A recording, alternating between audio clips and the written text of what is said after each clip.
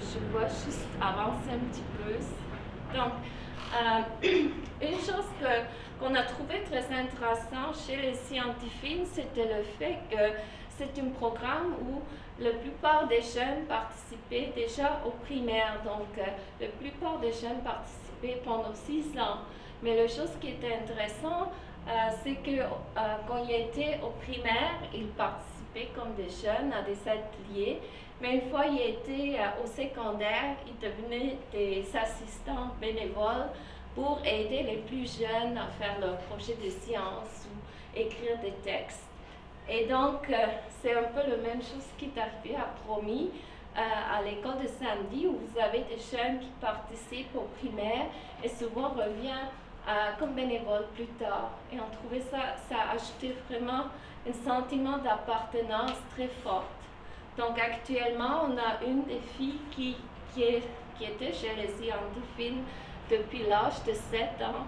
Elle est maintenant étudiante à l'Université de Montréal en psychologie et quelquefois elle travaille ensemble avec moi. Et donc, elle fait encore du bénévolat pour les scientifiques aujourd'hui. Elle dit toujours je suis qui je suis à cause du programme. Donc, c'est vraiment ajouter quelque chose. Je voulais vous montrer une partie d'un documentaire que j'ai fait avec les filles pour une colloque. Donc, l'idée, c'était de faire un résumé de scientifiques et vraiment comment eux le voient. Et donc, ils ont mis ensemble une petite vidéo où, au début, ils expliquent qu'est-ce qu'ils font en anglais et après ça, ils vont parler en français. Donc, je vais vous montrer une partie de ça.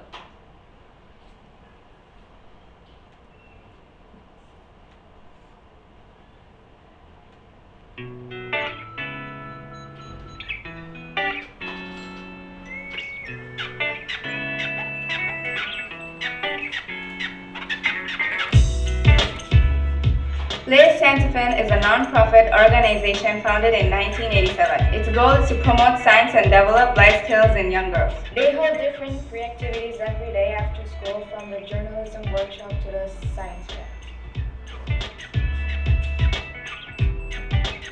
Donc, comme vous voyez, ils se déguisaient comme des vrais scientifiques. Ça m'a surpris un petit peu, mais c'est comme ça qu'ils voulaient se présenter. Hi, I'm Afshana, I'm 15, and it's my 7th year at Les Scientifiques.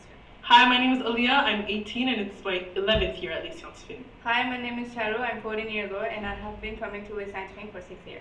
Hi, my name is Shana, I'm 16 years old, I've been coming to Les Scientifiques for 6 years. Hi, my name is Rima, I'm 15 and it's my 5th year at Les Scientifiques. Personnellement, qu'est-ce que ça vous a apporté les scientifiques? Les améliorations scolaires, par exemple en français pour l'écriture, c'est ça, pour la compréhension aussi, pour faire des recherches, par exemple, on va dire à l'école, ils nous donnent un projet et pour chercher, on a comme le fait qu'on vient à scientifique, on a plus de, on sait plus de sites fiables. Moi là, ce que j'aime aux scientifiques là, c'est que je me sens en sécurité ici. Seriously, je me sens vraiment en sécurité. Puis c'est pas aussi que tes parents aussi, ça fait en sorte qu'ils savent que t'es à quelque part après l'école, qui est sécuritaire, puis t'es pas en train de traîner dans la rue. Exactement. Ouais, c'est bon pour les parents aussi. Mais comme ils connaissent plus de gens du quartier. Ouais, parce que c'est proche de tout, c'est au milieu de ce qu'il y a l'école secondaire, l'école primaire, les Entre métros, deux quartiers. Ça, c'est entre deux quartiers principaux, puis il y a plein de gens. Tu viens ici, puis tu retrouves tous tes amis, tu retrouves des gens avec qui tu vas à l'école, alors tu peux. En parlant de primaire, Donc, les devoirs finalement. cette vidéo a été développée dans le contexte d'une colloque où on avait des groupes, des programmes communautaires en sciences de 6 places différentes. Et donc, chaque équipe avait produit une vidéo et ensuite on faisait une colloque à distance avec Skype. Donc, les enfants, ces jeunes filles pourraient parler à d'autres enfants de Hawaï qui participaient à ce projet-là. Et on a présenté ça à des scientifiques pour leur montrer comment les programmes des activités parascolaires en sciences peuvent être importants. Et je me souviens, c'était un projet vraiment très intéressant parce que tout le monde pensait que mes jeunes de Montréal parlent seulement français, mais ils étaient très à l'aise parce qu'ils parlent plusieurs langues et tout le monde était très impressionné. Et on a fait ça à partir de l'université, donc les filles sont venues à l'université et donc c'était vraiment une activité très, très intéressante pour eux à cet âge-là. Vous avez une question? Oui, j'ai juste peut-être une question par rapport à la jeune fille qui disait qu'elle se sentait en sécurité j'imagine, dans ce club-là de sciences. Est-ce que c'est parce que le quartier était dangereux ou elle sentait... En fait, souvent les filles disaient ça plus dans le contexte de sciences et en général qu'ils pourraient passer beaucoup de temps à essayer de comprendre quelque chose et il n'y avait pas toujours quelqu'un en arrière qui disait mais pourquoi tu n'as pas fini ton travail, pourquoi tu as l'évaluation aussi des pairs, donc c'est plus au côté social que nécessairement la communauté, parce que la communauté, le jour, c'est peut-être pas sécuritaire pour les filles la nuit, mais le jour, c'est quand même, ouais. Donc c'était plus dans ce sens-là.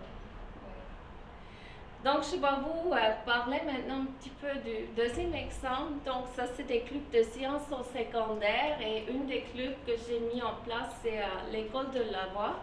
C'est un projet qui est terminé et je suis encore en train de comprendre qu'est-ce qui se passait. Donc, le projet avait 3 dimensions. Une, c'était soutenir la transition des élèves du primaire au secondaire. Donc, ça visait des élèves de première année secondaire. L'idée, c'était aussi vraiment développer un partenariat entre l'université et l'école, que mes étudiants, dans mes cours de formation de maître, pourraient aller dans le club de sciences pour faire comme une petite mini-stage et réfléchir un peu sur la réalité des écoles. Et la troisième dimension était de développer un modèle de partenariat entre l'université. Donc, souvent, on parle du partenariat communauté-école, mais l'université devrait aussi s'impliquer beaucoup plus sur la mise en place des activités et échange des ressources et tout ça. Donc, ici, donc on a commencé la première année, on a fait, c'était vraiment très inspiré par le travail qu'on a déjà fait ici à Promis. Donc, les premières 2 années, on a fait des documentaires vidéo sur une question scientifique que les jeunes avaient.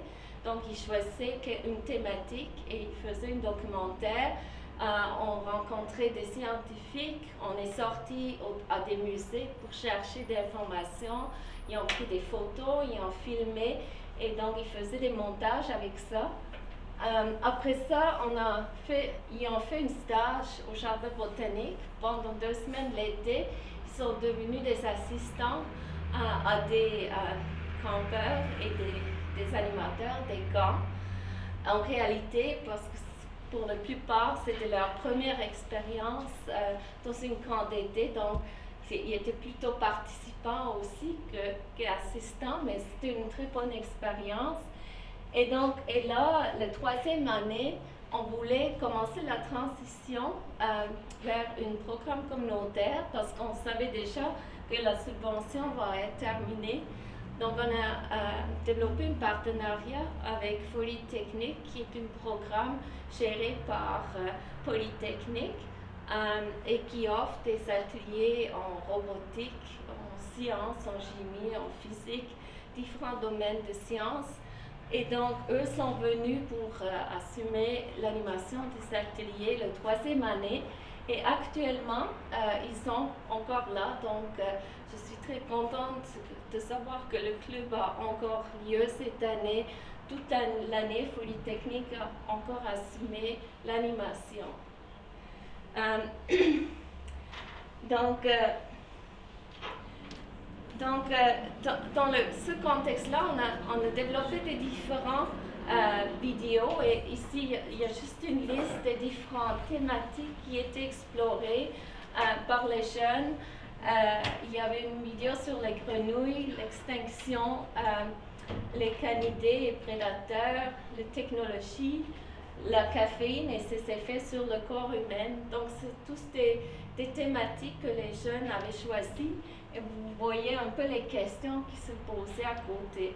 Donc, une fois il y avait leurs questions, on leur demandait à développer des questions qu'on posait à une scientifique et on essayait de trouver des scientifiques qui pourraient répondre à leurs questions. On a filmé les interactions avec les scientifiques, comme ça ils pourraient l'utiliser dans leurs vidéos. Donc, il y en a qui utilisaient vraiment le film avec le scientifique et d'autres qui ont résumé qu'est-ce que le scientifique disait dans des textes, dans le film. Donc, ça prenait vraiment des formes diverses. À l'hiver, les jeunes ont décidé qu'ils ne voulaient plus faire des petites vidéos, ils voulaient faire une vidéo, mais tout le monde ensemble. Donc, ils divisaient les tâches dans des sous-groupes. Et donc, ça, c'était un peu des tempêtes des idées et planification des vidéos qu'on faisait avec eux. Donc, il y avait vraiment beaucoup d'activités où on était assis avec eux, on dialoguait, on a essayé de développer le plan pour la vidéo et tout ça. Et ici, vous avez quelques photos. Donc, on a aussi profité à l'école La Voix. Il y avait une place où on pourrait filmer avec des lumières et tout ça. Comme ça, les jeunes se sentaient comme des vrais producteurs de vidéos. Ils ont beaucoup aimé ça. Mais en même temps, donc le développement des vidéos, c'est vraiment montrer aux jeunes comment utiliser la technologie d'une manière créative. Et c'est pas évident de faire des montages, c'est beaucoup de travail. Mais on ne réalise pas à quel point les jeunes sont habitués à utiliser la technologie, surtout comme consommateurs et pas nécessairement comme créateurs avec la technologie. Et une chose qui est sortie beaucoup, c'est aussi le fait, une fois on se filme, on est filmé, on est gêné de partager ça avec les amis. Donc ça veut dire aussi qu'il y a un développement personnel à faire où on assume son identité comme producteur de vidéos et c'était pas toujours facile pour les jeunes. Je vais vous montrer juste une petite partie d'une vidéo juste pour vous donner une idée.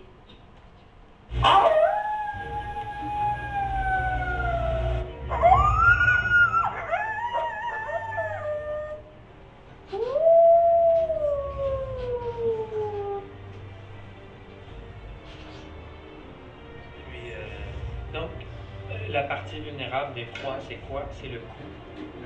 Alors, en général, qu'est-ce que les canidés essaient de faire, comme les félidés, les félins, c'est d'enfoncer la canine dans le cou de l'animal pour le tuer. Parce que il faut comprendre que plus vite l'animal est tué, moins il y a de chances de se faire blesser par la proie. Donc, ce jeune-là était fasciné par tous ces animaux. Voici les canidés du Québec. Et voici le coyote qui vit en Amérique du Nord.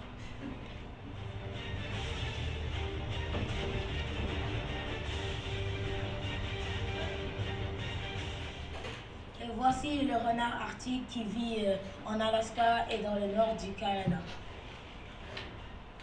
Maintenant, vous savez quel ton il est? C'est le ton de la musique de Mario. Et comme c'est un club après l'école, on pourrait aussi faire des choses autres un peu que les sciences. Donc eux, ils voulaient faire une Harlem Shake dans la toilette des garçons. Donc ça, c'était un peu leur production de partie très très personnelle. Donc, je trouve ça vraiment très très original. Ils ont réussi à faire toute la coordination de tout. Cette méthode de Harlem Shake est sponsorée par Eau de Source. Achetez Eau de Source pour votre monde. Donc, je voulais juste vous montrer que les jeunes ont eu beaucoup de plaisir avec ce projet et ça dépassait évidemment le cadre des sciences aussi. Donc, ça crée beaucoup de relations entre les jeunes parce qu'à cette école, les jeunes qui étaient dans le club ne se connaissaient pas nécessairement avant et donc c'était vraiment un beau projet. le printemps passé, on a aussi fait une exposition de leur projet dans un espace ici dans la communauté. Donc, on a affiché les autos qui ont construit avec Folie Technique. On a montré les vidéos et ils ont fait aussi des projets d'art en lien avec leur projet sur la biodiversité. Ça, c'est une autre des choses qu'on a fait avec eux, un peu une petite travail artistique sur leur identité qu'on a aussi exposé. La chose qui était vraiment très, très intéressant au travers ce projet, c'est l'importance pour ces jeunes-là de leur relation avec les animateurs. Donc, les animateurs étaient les mêmes personnes pendant 2 ans et ça, c'était vraiment très, très important pour les jeunes d'avoir cette relation avec les autres. Aussi d'explorer, de faire la connaissance des autres personnes que ceux qui se connaissent déjà à l'intérieur de l'école. Donc, c'était très important aussi. La chose qui est intéressante aussi, c'est le programme actuellement au secondaire en sciences est très, très chargé au niveau du contenu. Donc, ils ont vraiment apprécié le fait qu'ils pourraient explorer une thématique scientifique à leur vitesse et pas juste le faire comme 3-4 sujets la même journée, mais vraiment aller plus à leur rythme. C'était très important aussi. Je vais sauter quelques affaires parce que je voulais parler d'autres choses. Mais et si je regarde mes étudiants qui sont venus dans le club pour voir un peu comment ça se passe, on voit aussi qu'on a beaucoup d'étudiants de l'Université de Montréal qui viennent de l'extérieur de Montréal, qui ne sont pas du tout habitués à la diversité ethnique qu'on trouve à l'intérieur de Montréal. Et donc, c'était vraiment très, très important. Il y avait peur de sortir dans le club. Je me souviens, la première semaine, tout le monde était très stressé et ils étaient surpris positivement de leur expérience. Donc, ça leur a aidé vraiment de réfléchir un peu sur leur développement professionnel et le cheminement qu'eux ont à faire pour se sentir à l'aise dans un contexte de diversité ethnique. Donc, je voulais revenir sur l'école communautaire. Donc, si on regarde certaines des publications du ministère, on voit qu'on parle souvent d'une école en partenariat avec la communauté ou une école partagée qui est dirigée par l'objectif de quelquefois enjeux administratifs, enjeux éducatifs ou quelquefois enjeux sociaux, mais on voit rarement que l'objectif de cette collaboration est vraiment ancré dans l'enfant et le besoin de l'enfant. Et c'est ça que je trouve vraiment très intéressant dans ce modèle et c'est quelque chose que je tiens en cœur parce que j'ai toujours eu l'impression que les programmes communautaires ont vraiment l'enfant dans le centre de leur façon de faire et malheureusement dans l'école avec toute l'évaluation et toutes les pressions qui viennent de tous les côtés, on oublie ça quelquefois. C'est pas que les gens veulent pas, mais c'est souvent oublié. Donc, la question, c'est comment on peut arriver à avoir un modèle communautaire comme ça où Promis pourrait travailler vraiment en étroite collaboration avec les écoles autour de ça, autour d'ici. Je pense qu'une première chose, c'est que la création d'une école communautaire devrait impliquer tous les partenaires. Et ça, dans une école secondaire, surtout, ça devrait aussi impliquer les élèves qui auraient quelque chose à dire sur la forme que prendrait le partenariat. C'est clair aussi qu'il faut se donner des objectifs très clairs et peut-être ça peut être sur différents dimensions, comme nommé ici, un plan d'action qui prendrait du temps à faire. Mais peut-être encore plus important, c'est que c'est un processus non linéaire. Donc, selon le rapport, il faut vraiment qu'on commence avec un stage d'exploration pour savoir qu'est-ce qui se passe déjà dans la communauté, qu'est-ce qui est déjà là et c'est quoi les besoins et comment on pourrait arriver, qui amène à une émergence d'une collaboration et ça prendrait la maturation aussi et ensuite un travail d'excellation, mais c'est aussi qu'il faut revenir vers l'arrière, retravailler l'émergence et la maturation. Donc, ce n'est pas un processus linéaire, c'est un processus qui prend beaucoup de temps d'investissement et qui demande vraiment une véritable collaboration entre plusieurs entités. Et encore, ce serait vraiment la réussite de l'élève qui est au centre, qui devrait diriger tout le partenariat.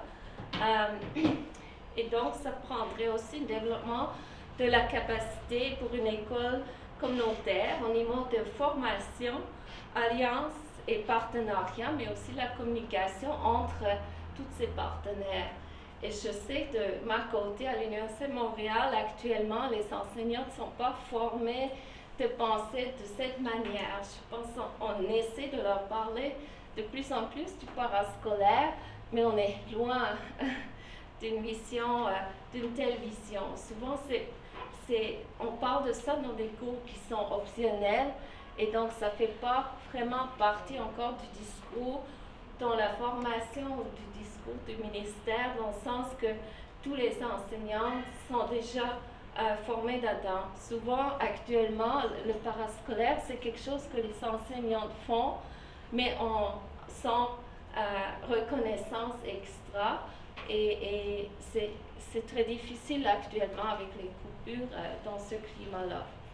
Donc, l'idée d'une approche systémique est extrêmement importante, que ce n'est pas un partenariat entre deux communautés qui brisent après 2-3 ans, mais c'est vraiment un système.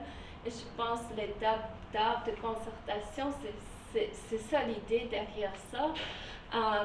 Mais ce serait génial si on aurait l'argent pour vraiment travailler plus ensemble et aller encore plus loin.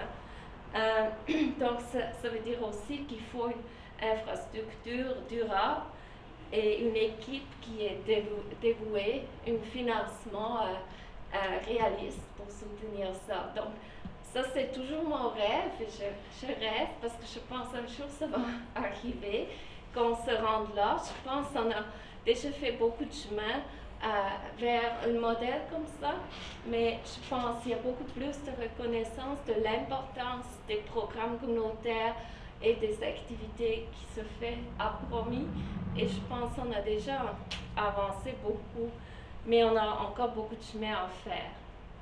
Donc, merci à vous pour me donner l'occasion de vous présenter mes recherches. Merci.